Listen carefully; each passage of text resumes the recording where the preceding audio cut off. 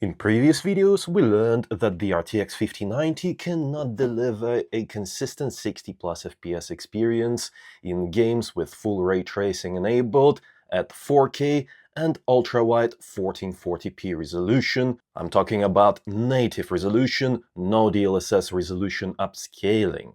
Today I brought out the regular 1440p monitor to see if it is possible to achieve a pleasant gaming experience with the RTX 5090 with all the graphics settings maxed out.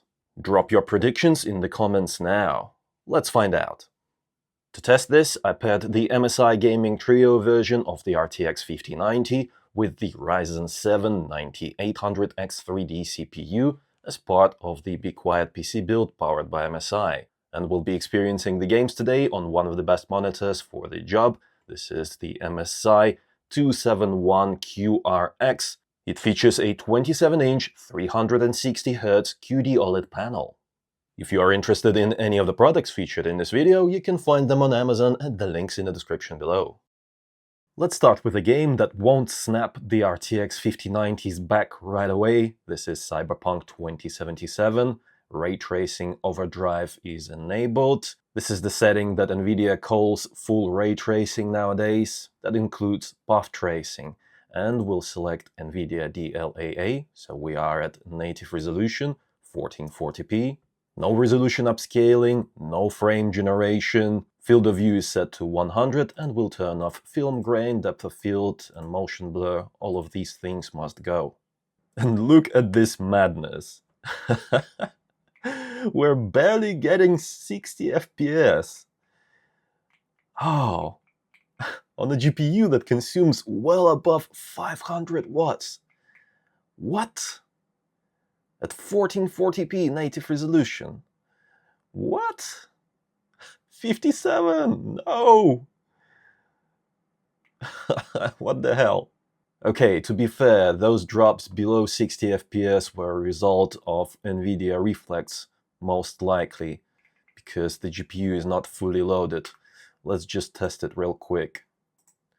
I'll turn off Reflex, and we'll do the same run. We're staying above 60 FPS, sometimes reaching close to 70. And will it drop below 60? Yes, it does. 58, although it wasn't such a big drop as we've had with Reflex enabled. And the GPU is fully loaded, yeah, 99%. As it turns out, NVIDIA Reflex didn't affect the performance that much in this particular case. But man, this is crazy.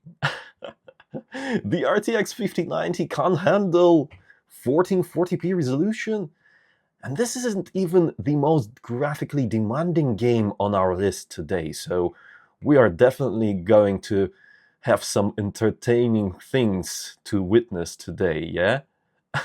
Once we get to Alan Wake 2 in the forest area. Oh my, I can already taste it.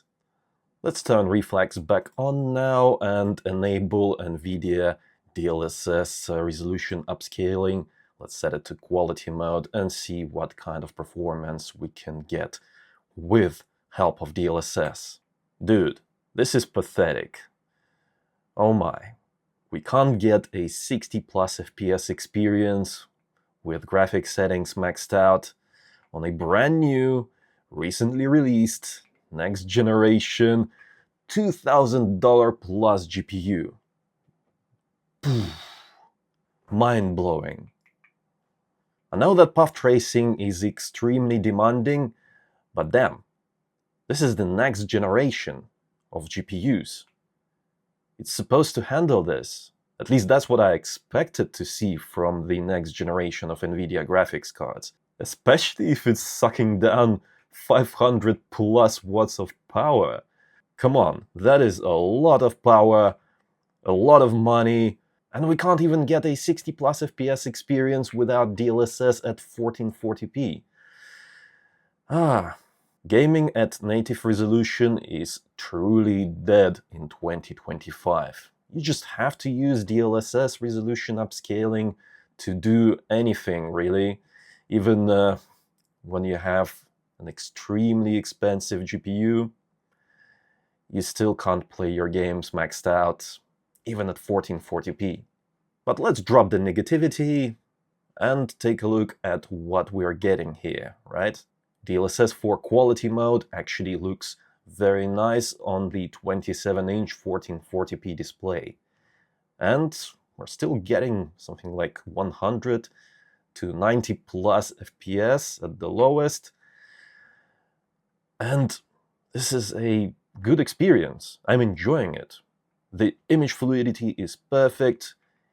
Even without frame generation, we're getting a high-end experience. And keep in mind that the highest level of ray tracing, full ray tracing or path tracing, whatever you want to call it, is extremely costly to run. 4 years ago, this level of fidelity with this set of settings was impossible.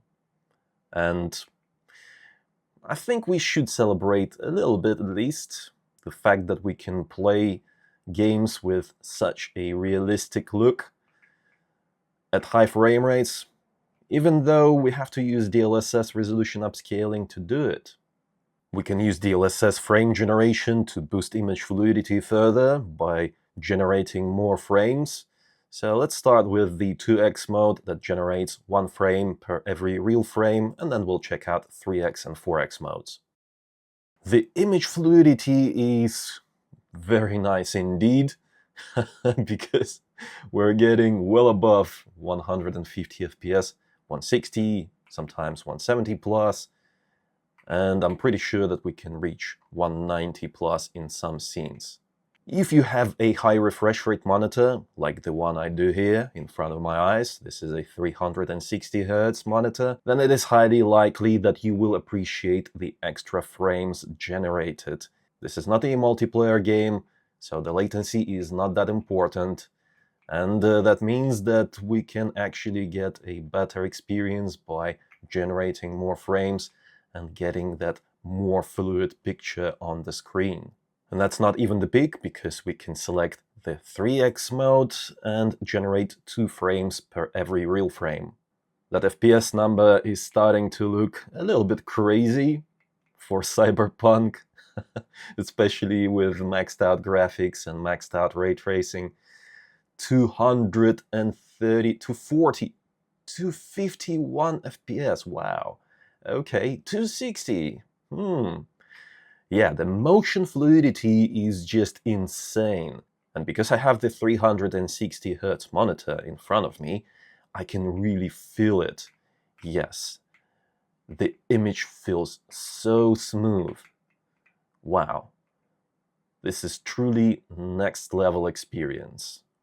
Although, to be honest with you, I still prefer the 2x mode. I think it's more than enough. So, if you have the RTX 40 series graphics card, you're not missing out on anything really.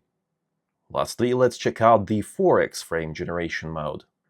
320 plus FPS, 330 plus, 350 over here. Okay, we are really close to saturating the 360 Hz panel on this monitor. And I'll be honest with you, I've kind of stopped noticing the difference between the 3x and 4x mode in terms of image fluidity. Yes, it's more frames, but is it really beneficial? Nah, not really. If I turn off that counter over there, then you won't know the difference between the 3x and 4x mode. You might notice the difference in the image quality though. When in motion, some imperfections introduced by DLSS are amplified with every additional generated frame, so the more frames that are being generated, the worse some of these visual imperfections get, and that is why I prefer the 2x mode that generates just 1 single frame per every real frame. It's just the best of both worlds. The 2x mode provides a nice image fluidity, and it doesn't destroy the image quality as much as the 4x mode does. Although I must say that it's not like the 4x mode completely destroys the image quality, it still feels and looks great.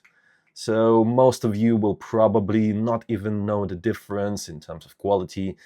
You really have to examine it closely or have a really keen eye for detail and be sensitive to this kind of things.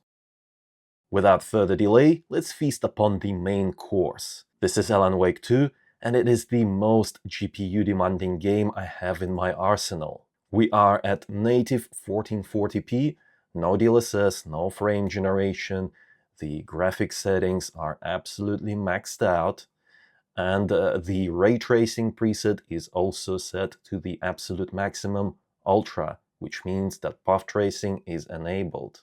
Indoors, the performance actually is getting a pass from me because we're getting 60 plus FPS, 69, nice. And it stays above 60 in pretty much any scene over here. Okay, so far, right? Some of you may know already what's coming, but I'll let you savor the taste of good experience, smooth frame rates before we get to the main course. To be fair, this is the performance that you can expect from the majority of levels in the game. So the RTX 5090 is very capable of delivering a pleasant experience in the majority of levels in this game. However, as soon as we enter the forest level, we are greeted with this 40 plus FPS. Okay? Yeah. This level in the game will twist off any graphics card's nutsack off clean. Take a look at this. This game is breaking the RTX 5090's back completely. Wow. Even at 1440p. I wonder, can the RTX 5090 get a 60 plus FPS experience in this game at 1080p? Do you want to see it? Let me know in the comments. But this is ridiculous. Take a look at that. 280 watts of power is being sucked out of the cables in my house, yeah? And all I'm seeing is 40 plus FPS. Once again, we have to enable DLSS resolution upscaling. Let's set it to quality mode and see if that is enough to bring us above 60 FPS in this particular level of the game. And yes, indeed, it is enough. We're getting 69, very nice frame rate, 70 plus in other scenes. Okay, this is yet another piece of evidence that we cannot play our games even at 1440p without resolution upscaling nowadays, even using the most expensive graphics cards. In the rest of the game, you can expect a pretty good, solid 90 plus FPS experience, 100 plus in this particular scene. But yeah, if you are into locking your FPS at a certain value, for example here, we could lock it at 90 and enjoy the game properly with a smooth frame rate. Let's actually do it right now, yeah? Let's lock it at 90 and see what happens. Right, you see? The frame rate graph is now nice and flat, although there are some minor stutters here and there, but I can't really feel them on the screen. They're really tiny fluctuations, and the GPU doesn't have to work as hard, so we're saving some money and power, and also the room doesn't get as hot from, that graphics card using that much power. It's actually sucking down 350 watts right now, which is considerably less than it did previously. Let's check out frame generation in this game as well. Let's start with the 2x mode. This is looking amazing. 170 plus, 180 plus FPS over here. Beautiful. Smooth, fluid image on the screen. I like it. Overall, this experience is actually very enjoyable, to be fair, to the RTX 5090, because, getting this kind of frame rate in a game with full ray tracing enabled is still kind of mind-boggling, because this is the only graphics card that allows you to do this kind of thing. If you are buying something lower tier, the RTX 5070, 5070 Ti, then yeah, you won't be able to get the same level of fidelity. It's just not possible. I guess in some ways this is truly next gen. Although that said, I still prefer using the RTX 5090 with either the ultra-wide version of the 1440p monitor or at 4K resolution, especially if it's a 32-inch 4K QD OLED display, 240 Hz. That is the best monitor that you can get to pair with the RTX 5090. And I'll actually have some recommendations linked in the description below if you're interested in that. Next up, the 3x frame generation mode. The frame rate has broken the 200 FPS mark. We're actually getting some readings close to 300, 281, 285 over here, 290. In terms of image fluidity, this is insane. Oh, 300 plus FPS. Okay, I see you. This too is something that wasn't possible before. Multi-frame generation has its uses. It can saturate a high refresh rate monitor in AAA, extremely GPU-demanding games such as Alan Wake 2. But that's not all, because we can select the 4x mode to generate even more frames. Now we're getting bonkers levels of FPS, 300 plus consistently, sometimes even reaching 335. Hold on. Let's see what we can get in this area over here. Can we saturate? Yes, we can. 360 plus FPS. So the 360 Hz panel on this monitor is fully saturated. Oh my god. So many frames. And the image fluidity is just crazy on this monitor, especially because it's a QD OLED panel and it has extremely good motion clarity. The image presented on the screen looks so beautiful. To understand this, you have to try it in real life, because you cannot see it in the YouTube video, which is limited to only 60 FPS here on YouTube. Next, let's take a look at one of the latest action-adventure games to feature full ray tracing. This is Indiana Jones and the Great Circle. We are at 1440p, native resolution. The graphics quality is maxed out. We are using Supreme Quality preset and full ray tracing. No resolution upscaling, DLAA enabled, ray reconstruction on, frame generation disabled.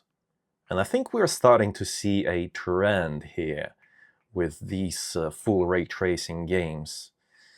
Yeah, we're barely scratching the surface of 60 FPS, sometimes dropping just below 60, so it's not a consistent 60 FPS experience at native resolution. I think that this might be because of the actual hardware limitation of the RTX 5090 in terms of ray tracing cores, because if we disable ray tracing, this game has crazy good performance. Allow me to demonstrate. We'll turn off ray tracing completely now. There was a little bit of a freeze over there, but ray tracing is now off. Let me reload the game completely. I'll quit. Exit game. And this right here is the kind of crazy performance the RTX 5090 has when it's not constrained by ray tracing cores. Take a look at that. I'm pretty sure that we are CPU limited right now because the GPU isn't even fully loaded. Oh my. And we're getting close to 200 FPS in some scenes, 188. I've seen 190 plus recently somewhere over here, I think. Can we get 190? Come on. No, I can't get it to show 190 once more, but 170 plus FPS, this is just crazy. Oh, 190 briefly, 197, 199. Okay, in this scene right here. But there you have it. It's just that full ray tracing is extremely costly to run. And NVIDIA just hasn't made any progress. Well, it hasn't made any significant progress in terms of ray tracing performance compared to the RTX 40 series, unfortunately. I hope that this will be addressed in the next generation, but unfortunately we'll have to wait probably more than 2 years for that to happen. We'll see. Until then, if you want to use full ray tracing, you'll have to use DLSS if you want high FPS. So let's turn ray tracing back on, and DLSS quality mode is enabled. Let's take a look at the performance. Now this is actually a very pleasant experience, 90 plus FPS, and I must tell you that this is one of the most GPU demanding sections of the game.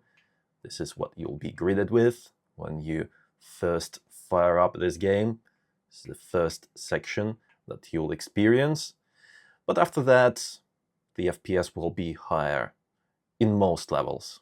And check this out, even at 1440p, we're still using above 15 gigabytes of memory, even though DLSS quality mode is enabled. That is because ray tracing requires additional video memory to run, and frame generation actually does so as well. Let's take a look at what kind of memory usage as well as frame rate we can expect if we enable frame generation. Let's try the 2x frame generation mode first. 150 plus FPS over here, reaching 160 sometimes. A pleasant, smooth experience. This is beautiful. I love OLED monitors.